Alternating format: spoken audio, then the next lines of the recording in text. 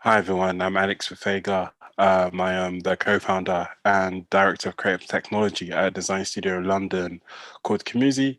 I'm also an associate lecturer at the University of Arts London Creative Computing Institute, teaching on AI and creativity.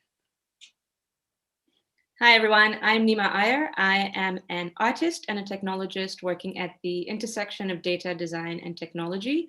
I am the founder of a civic technology organization based in Kampala, Uganda, and we tackle a lot of different subjects, such as digital inclusion, digital rights, civic technology, and we do all of this from a feminist lens.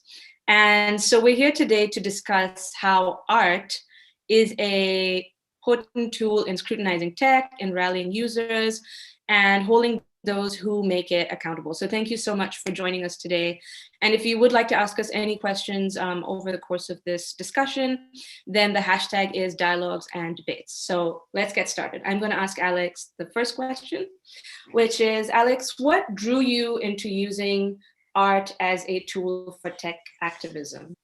Um, it's an interesting one, right? Because I didn't even see my work as art. I think my exposure, I kind of used the approach of design fiction, and design fiction, another name for it is speculative design. I came across design fiction in my master's when I was interested in my master's was in innovation at Central St. Martin's.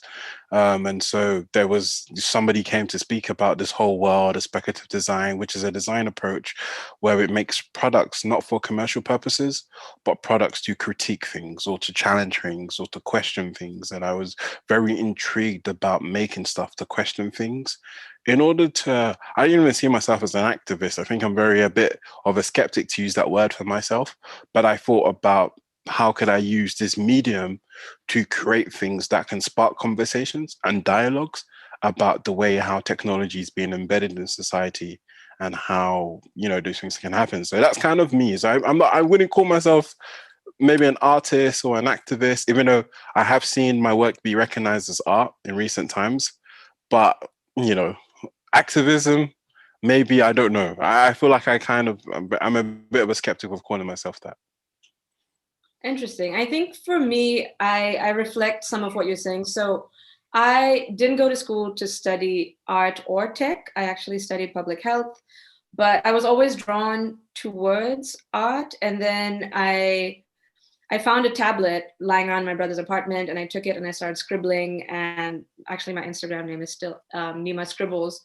And from there, I really started to enjoy merging the work that I do on digital rights and data governance with the artwork that I do. So I think I think I reflect what you say in that I don't really consider myself an activist, but I like to use art as a medium to draw people in to the topic. Because one of the things I feel is that, like, when you start talking about data governance and data protection, you can kind of see that people start glazing over, and then it becomes really technical, and Yeah. there's a lot of jargon, it's very academic, and people just disengage from the topic. And especially like in the context of Uganda, where we do our work, and where you understand like marginalized people are most at threat from some of these new emerging technologies, especially in the African context. And one of the things I was grappling with is how do we draw more people into this conversation? So to give you an example, I work with feminist organizations and women's empowerment groups, and trying to figure out how do you make these different audiences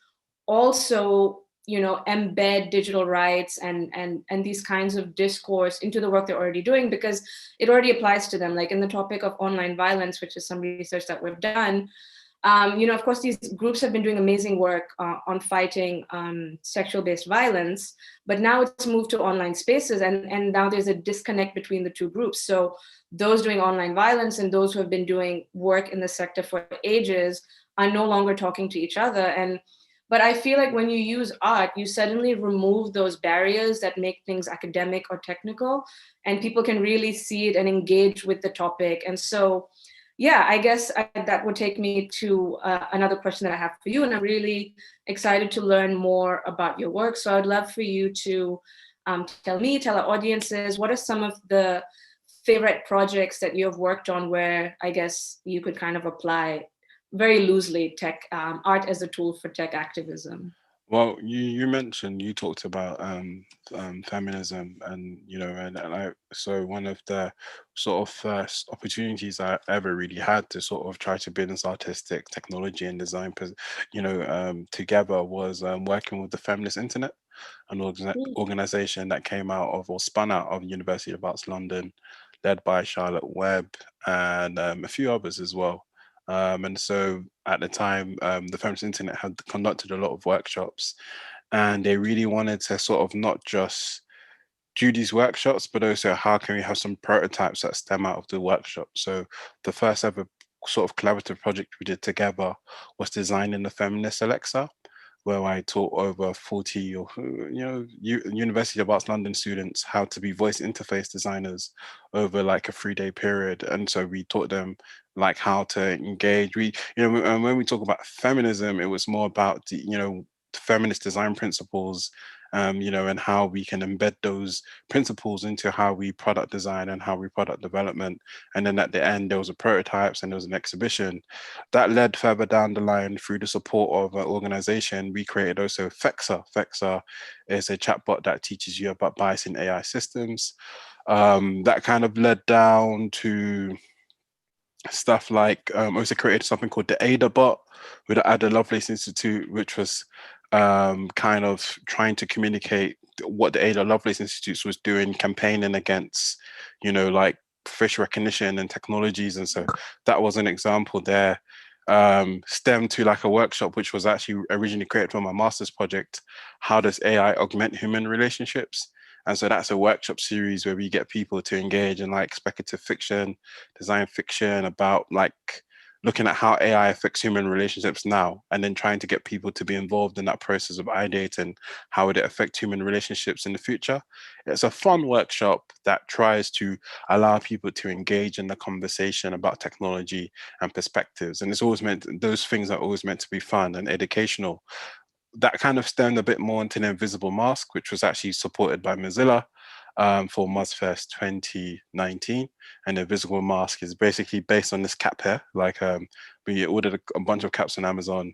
We embedded it with like LED lights and infrared lights. But the whole reason behind it was based on an academic paper that was trying to make this argument that as facial recognition technologies begin to use infrared as a way of scanning face and detection, maybe one of the ways we can disrupt that is by using infrared versus infrared. So the reason why it's called invisible is because infrared light is invisible to the human eye. So you can't see that in the human eye. However, if you had an infrared scanner on the other side, you should be able to pick that up. So that kind of stemmed through there. And then we also have the CareBot, which I worked with Caroline Sinders. Caroline is also somebody who's been supported by Mozilla in the past. And we kind of worked on CareBot, which is this artistic intervention, sort of trying focused on victims of online harassment, and sort of this guiding them in terms of how, what they can do, where they can go, where they can read, where they can find out. So the project's purpose a lot of the times is always to spark conversations, engage in, it really truly, I think for me, it's about sparking conversation, sparking discussion. I probably would have done a lot more work with the invisible mask to see that as a tool of resistance, a tool of resilience, especially for the Black communities, especially as now with the Black Lives Matter protests, there was a number of police forces using facial recognition to scan people and in a way I kind of see that we have GDPR, which allows you to opt out. But what happens in the physical world, right? How can we opt out from being surveilled? Is that possible? And so those sort of visions were some of the questions. The Invisible Mask was something that was also created with the studio community, the studio I created with two of my closest friends, Akil and Richard. And so a lot of these things were just,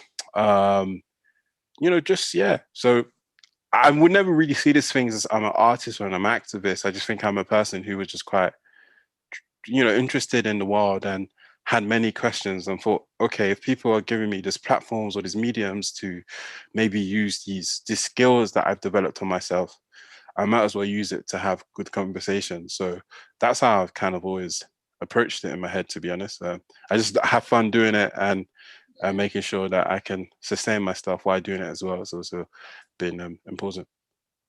Yeah, I think it's such a small world because your work actually influenced my work as you've been speaking. So I came across did you pronounce it Fexa, or is Yeah, it like Fexa. Yeah, Fexa. so I came Yeah. across the Fexa bot and absolutely loved it. And so that was the inspiration behind us when we released our online violence report. So we did a research study in 5 countries across Africa, and we spoke to more than 3,000 women.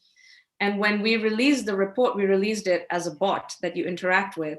And it was actually inspired by the Fexa bot. And that's what led me to do that. So in the end, it ends up being this really small world. So yeah, because I wanted it, because the report itself is like 10,000 words. And I'm like, okay, who's actually going to read this? Gonna read that. But Yeah, I what understand. if we made it more conversational and we shared the key findings and gifs, and people get to engage with that. So that was actually really, really fun to build. And I love that I'm actually getting to chat with you and you were involved with that. But like for us, some of the things that we've done is one of the things is we try to use games, so interactive fiction games. We were actually supported by Mozilla, and we built this game called Choose Your Own Fake News, where you get to play as 3 different characters and go through different scenarios to see the impact of AI on disinformation, and basically kind of trying to show people how things can mushroom or like balloon out, Yeah. and kind of the consequences of sharing before thinking or scrutinizing.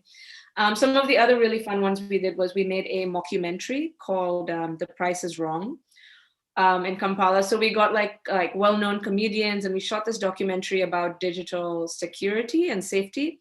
So just trying to get people to think about, like for example, in Uganda, mobile money is very popular. Yeah.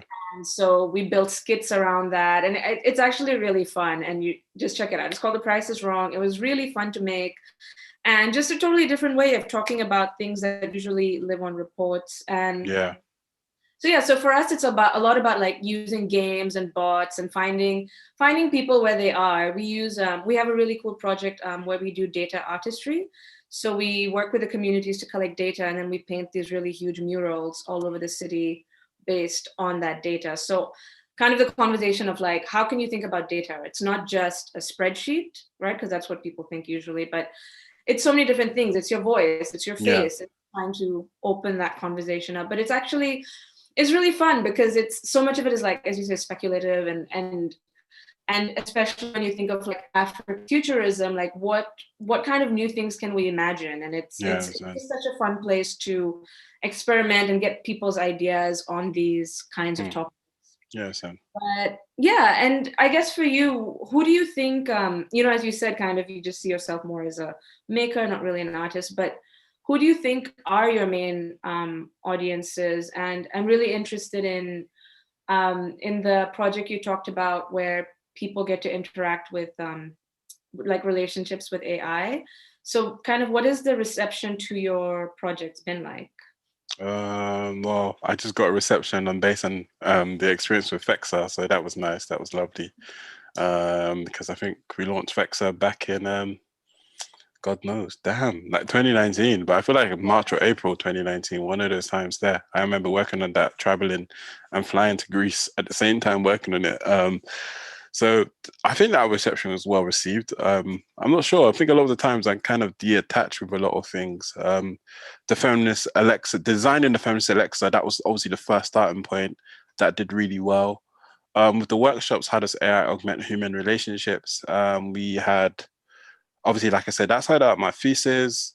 We also did it at the Tate. So we also ran some workshops at the Tate Britain back in 2019. And that was part of an exhibition curated by Hyphen Labs, Caroline Cinders, and I'm not sure who else. If I've forgotten you and you watch this video, please forgive me.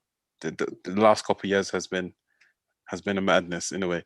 But yeah, so we did that there, and that was really fun. That was really interesting. And to be fair, I would have actually done way more of that in 2020. But obviously, what's going on in the world means that I haven't really done a lot of socially distant stuff. And personally, for me, ideation online, it's not the greatest thing. I would love to do that in person. So, you know, the invisible mask was something that was only done at Mozfest. We only kept that really siloed. We had a goal that we wanted to, embed that in 2020. Obviously, what's going on in the world as well kind of took that away. So, Fexel was originally created for a conference that was hosted by a Big Four accounting firm, and they wanted to educate C-level executives about bias in AI systems because, in 2019, AI bias was the hype, it was the conversation, you know. So projects kind of have different things depending on different spaces. You know, that, you know, how does AI augment human relationships? It's also about everybody can take part in that, because it was about finding something that was common for everyone, which is human relationships. That could be about love, that could be about friendships, that can be about connections, that could be about things like that. And we can talk about those particular things. You can think about futures. It wasn't to be like, because for me, look, I work with AI to do a lot of cool creative stuff with it. You know, I'm working on a, you know, AI art project now, which is about music, black music and technology, which is kind of been supported by Google Arts and Culture. Um, but I also, you know, do this type of work where I'm trying to engage about society issues and talking about how technology is embedded in society, because I'm kind of like this person that, when I say this to my students, like the same facial recognition models I'm going to use to make an art project which looks nice and stuff, it's the same facial recognition models that is going to be used to police someone, to strip someone away from their autonomy and agency. And so I can't give a blind eye to those things. And so every project kind of differs in that audience, and the message kind of differs, but that's how I am. I'm not this like AI is evil type Mm. stuff. I kind of sit in the, I kind of work with two and see the benefits, but also question where AI, like AI and creativity, I think there's loads of benefits there. AI and policing, or AI and law enforcement, I ain't about that, if that makes sense. So Yeah, yeah, so yeah, that's just, yeah. yeah. It was a really good podcast episode. I forget what it was, but it was combining AI with religion to help people who are lonely. And a lot of people who used it actually were very comforted by it. And that actually sounded really nice. It's like, okay, that's actually a very helpful use of something like this. And like you could basically ask it questions and it was intelligent enough to like either pull out quotes from the Bible or to say soothing things. So it was actually really nice. So I guess that brings us to this other question that I have, which is something that I think about as well, which is what are your general thoughts on the burden of pushing for accountability from tech companies or from products, oftentimes falling upon the shoulders of artists? So, you know, artists are kind of the lens through which these new emerging technologies are critiqued and which we try to bring more people into the conversation through these means. Because on the one hand, of course, I feel like academia does amazing work, but that is so removed from everyday society. And I mean, in the African context, a lot of these journals are not even accessible. They're super expensive. The universities can't afford them. There's all these paywalls. Um, and then oftentimes most research is in English language. So then it ends up falling upon artists to critique it. What are your thoughts on that relationship? It's an interesting one, because I've never really thought about the burden on the shoulders of artists. I've kind of thought a bit more about the audiences, so I might start there first. I think one of the things, right, is you have to be very careful about not trying to create anxiety for the audience, right? Like I'm not making them super scared of stuff. I think for me, my Yeah. narrative, one of the things I was trying to support with University of Arts London, actually before, with the things with the pandemic shutting everything down, was we were trying to work on an arts exhibition that was basically called Computers Are Stupid. And it was basically to kind of like my goals was to demystify and show that things are stupid, but also trying to find ways to alleviate the anxiety that people have with technology, because you're scared of what you don't know, right? So if you can hopefully probably see things in a different light, could that help? I don't know. It's always, you always got to ask yourself, you know, with the invisible mask, that was something that we were very scared to, you know, it was like, how real do you make it look? Like the detail of it. I remember Kill, you know, wanted to basically, let's go get stitching of it. Let's go package this in this real thing and put this there. And I was like, no, bro, let's keep it a bit like scrappy in a way, so people can see that this is this hacked prototype. And not, so the reason why I was that was because at the time the protest in Hong Kong was going on. So there was a Yeah. lot of these conversations about facial recognition. This is so much news. Nobody, it's hard. I'm not on the front line. I don't know exactly the truth and stuff, but there was a lot of these sort of conversations, and you don't want it to be a thing where people are like in the press. These guys have made this mask that da da da da da fights for recognition, and then people are messaging you saying, "Hey, can you da da da da da?" And the Yeah. key thing. So there's always that type of stuff where you're kind of thinking about like how the audience receives it, and you kind of really have to think about that. I've never really thought about myself in terms of the burden on my shoulders. You know, yeah, I don't even have a thought for that. I think, these are things that I do. These are things that are quite exciting and they're quite creatively fulfilling, right? Compared to, some of the other works you do in community, which they are creatively fulfilling, but they might not always be as exciting. And so these type of projects are like these sort of creative expressions that we have or things we've been thinking about. And it's like a project that there's not really no rules in terms of, oh, you have to fit this box, you have to do these things in this way. So yeah, I quite like that. So I haven't really felt the burden on myself. I think I'm always thinking about the burden on the audiences that I work with. That's a really good point. I do feel that there's a lot of techno pessimism in a way. Like AI is going to take all our jobs and we'll have no freedom, 1984. And I think that's an interesting critique itself, is because on the one hand, like the internet is amazing. It's the best thing ever. But there is a lot of rhetoric that is set out to scare people. So I think making it more accessible, I really like the way that you framed it. And I definitely did have a question. I looked at the hat and I saw that there was tape on this side. And I was like, why did they leave the tape there? Was that a, I definitely feel like there's something about this tape. It must be intentional why they left it there. So now that you say that you purposely wanted it to look scrappy, I'm like, I knew Yeah, it. There was something there. I Yeah, wanted everybody to see the wires. show people like maybe Yeah, either people can make it themselves or that it's very accessible in some way. that was even part of the art. That was part of the art, seeing the wires, seeing the tape. Yeah, I'm actually looking at the pictures now, seeing the wires, seeing the tape, um, seeing it still be plugged in. That was that whole concept. Like it was meant to be this like I think we even had a facial recognition camera stuck to like a box of a honey and ginger tea. Yeah, if you go on the community website and check it, you can see it's like stuck on the honey and ginger tea for the whole experience of it being like this hacked Yeah. thing and like this sort of thing. And it was kind of that part of that experience. Everything about it was the artistic intervention that we were Yeah. trying to sort of bring to life. It was that dream of someone maybe being in their home and they're hacking this together and they're sort of Yeah. giving it round to the community. That was kind of my vision that I kind of Yeah. imagined for it. And it was very much this cap. Like we ordered a pack of 9 caps or something from Amazon and I'm wearing it right now. So yeah. Yeah. And to your other point that I briefly touched upon with the fear, so you definitely see it. Like I feel like some governments across Africa, like they might fear new technologies and then they ban it. So even before a technology can take off and you can reap the benefits of it, the fear precedes it and then it's banned. And then like any local indigenous creativity or innovation is gone because of that rhetoric of how scary this technology is. So I'm really glad that you have that approach that looks at the positives of it.